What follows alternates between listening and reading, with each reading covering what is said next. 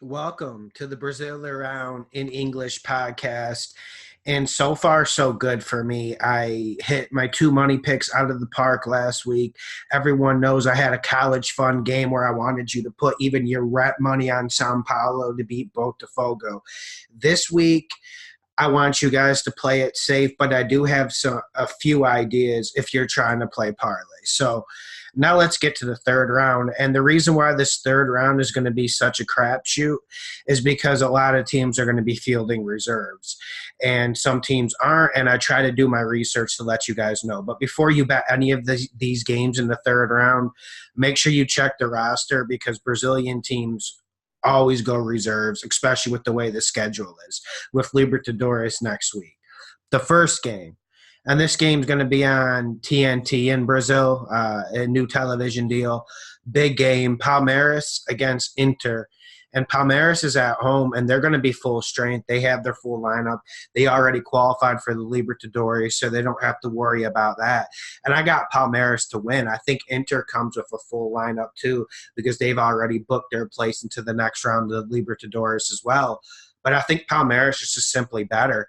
And we saw Inter impress last week against Flamengo, and you got to give them a lot of credit. But I just think Palmeiras is going to be too much in the midfield. I think Zé Rafael has a phenomenal game. He was the reason why Palmeiras beat the living hell out of Fortaleza week one. I see Palmeiras winning this game, but my question with Inter is, how are they going to be on the counterattack? And they're not too fast in transition. And that's one thing that disappoints me. When you have Nico Lopez and Paulo Guerrero up front, you should be lethal on the counter. You should attack with pace. And they don't really attack with much pace. That's my issue with Inter. I think Palmeiras wins this 1-0. Next game, we got Vasco against Corinthians. This is going to be in the Amazon rainforest. Vasco will be taking their home game for some extra money to play in Amazon.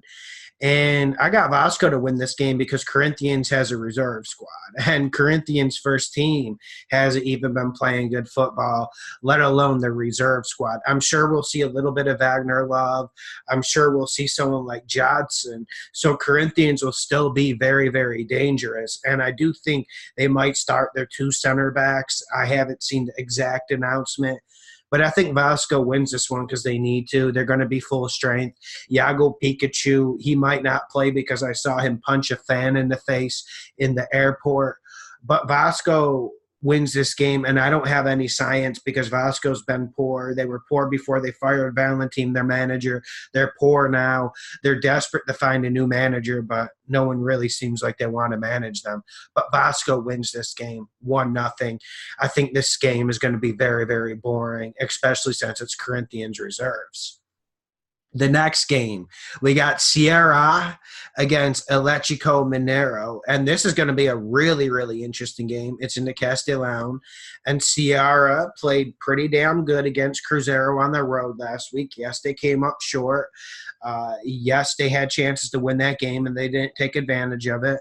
But it was still a good performance and something to build on. Elétrico Mineiro, they're coming in full strength. They've already been eliminated from the Libertadores. Luan won't be playing for Elétrico Mineiro. And I think Sierra is going to get a draw here. I think this is a 1-1 draw. I was flirting with Sierra to win, but I still have problems with their creation in midfield. Ricardinho, that's not really doing it. Leonardo Sobral, he can make plays, but he's not necessarily creative.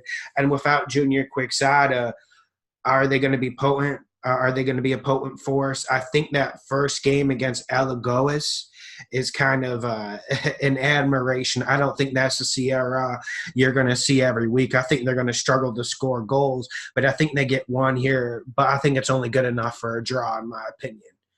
The next game, Sunday morning, really early in the morning, Chapecoense is going to play Elétrico Paranaense. And Elétrico Paranaense is coming in with a reserve squad because they play Boca Juniors and the Libertadores Tuesday or Wednesday. Chapecoense wins, and Chapecoense is good at home. And Nate Franco, he's changed his style a little bit. Normally, he's always attacking. It's 4-3-3 with that number 10 sitting in front of your three attackers. Normally, it's really aggressive.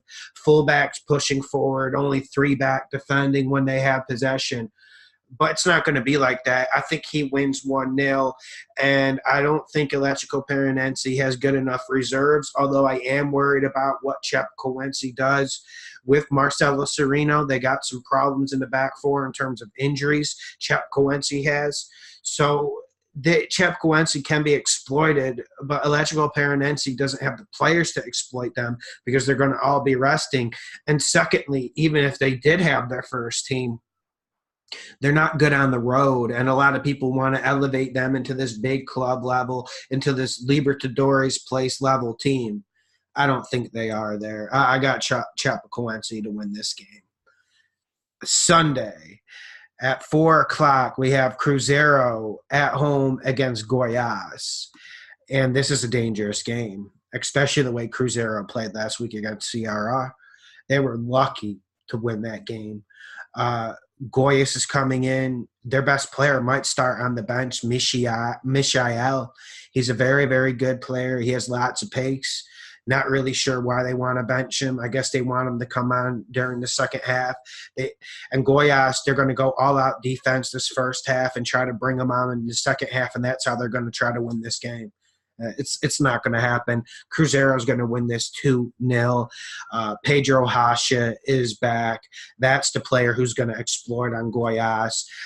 This is a borderline money pick, but I wouldn't necessarily bet it because you're not going to get the best odds for betting Cruzeiro in this match. Sunday, we have São Paulo at home against Flamengo. And I have Flamengo losing this game. And I think São Paulo is going to come in with close to a first-string lineup. And even if they have to play some reserves, they have Hernanes in reserves. They have lots of players in reserves. Like one player like Biro, we haven't even seen this year, and he's got more quality than most of the wingers in this league. São Paulo is going to win this one because I don't trust Flamengo. I think their reserves are actually pretty decent. And there's some players I'm really excited to see in Flamengo's reserves. Like I'm excited to see Vitinho, although he has the flu, I believe. I'm excited to see Lincoln. I'm excited to see a young Belange, Lucas Silva. But are they going to be managed well? And Flamengo is in a crisis at the moment in their club. And Cuca's a better manager than Abel Braga. Sometimes you need to go down to that, and that's one reason why I've been winning money off São Paulo, because I don't underestimate Cuca in any circumstance.